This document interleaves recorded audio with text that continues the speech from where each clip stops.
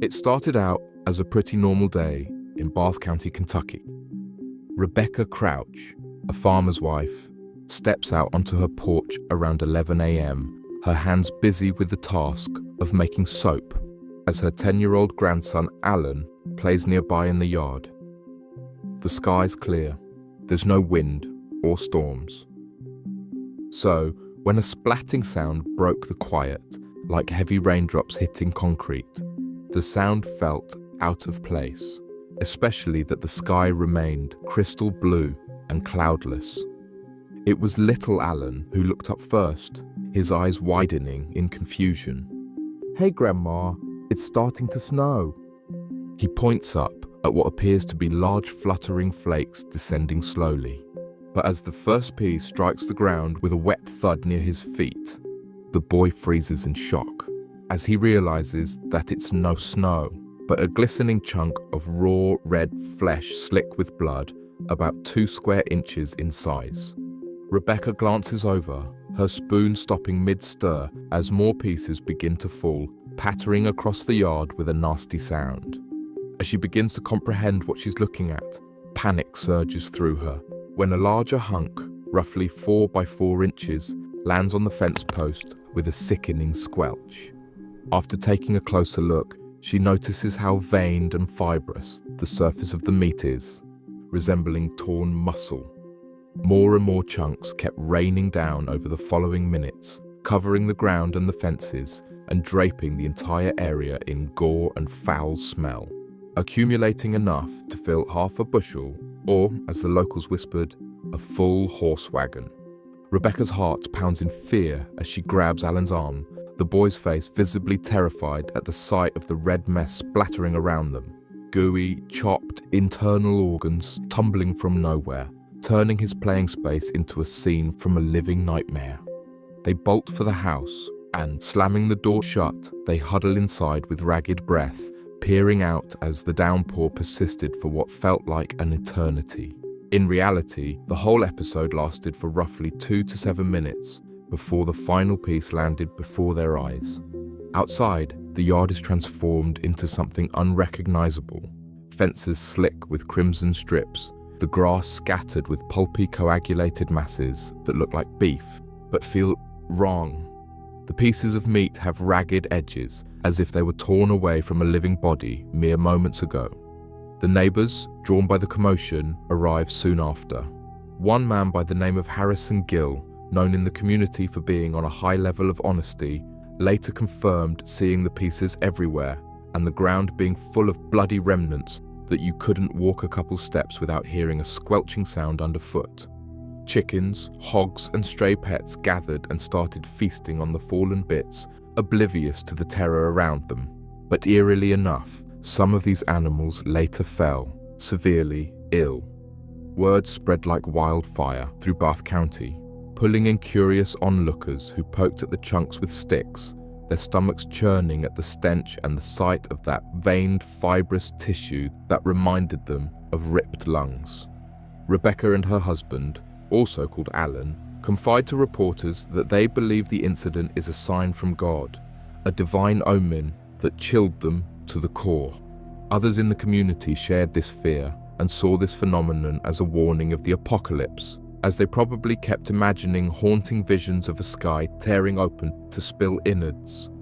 2 unidentified brave souls, perhaps driven by morbid curiosity, taste the raw meat right then and there, declaring it akin to mutton or venison, though one of the men noted it was very unpalatable, with a spongy texture that clung unnaturally to the tongue.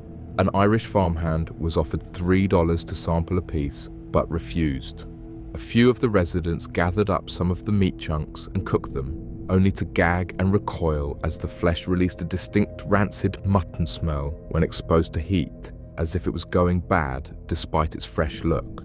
Samples were collected and sent to scientists, and as the analysis started, the whole thing began to sound even more disturbing.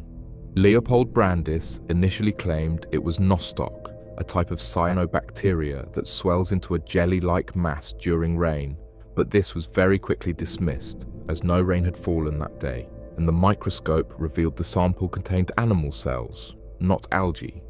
Dr. Alan McLean Hamilton examined a piece and declared it lung tissue, identical in structure to either that of a horse or a human infant.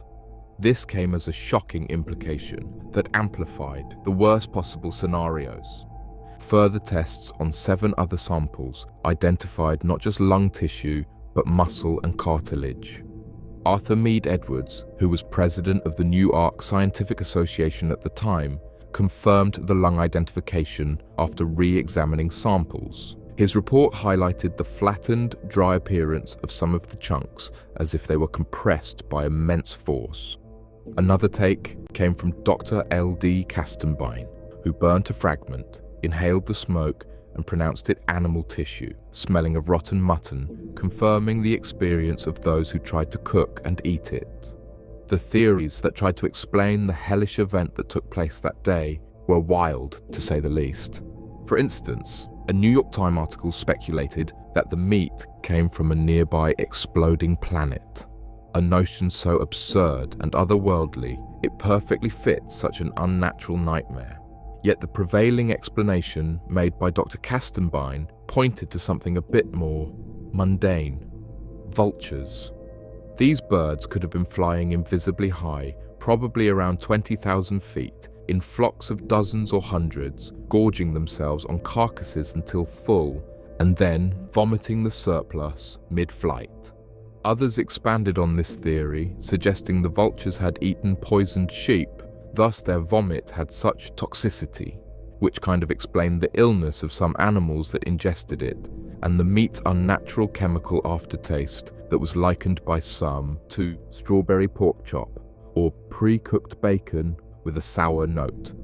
The idea of a bunch of birds disgorging pounds of half-digested lungs, muscles and cartilage in such a synchronized manner turned a lot of stomachs, but it seemed to be the only plausible solution at the time. But what happened that fateful day proved it wasn't a one-time occurrence. Just 9 days later, on March 12th, red blood corpuscles with a vegetable appearance fell over London, Kentucky, echoing that similar horror and suggesting a pattern of bizarre skyfalls that defied reason. No definitive explanation was offered. This preserved sample, now kept in a jar at Transylvania University's Medical and Science Museum, which resembles a long bacon-like strip suspended in alcohol, is all we have left from this apocalyptic event. The origin of this piece of flesh is still inconclusive to this very day, despite modern tests. In 2024, the Bath County History Museum opened an exhibit showcasing this relic. Visitors can now go there to stare at the fleshy artifact, unaware of how it must have felt to be there, to look up and see raw meat pouring down on you out of a clear spring sky.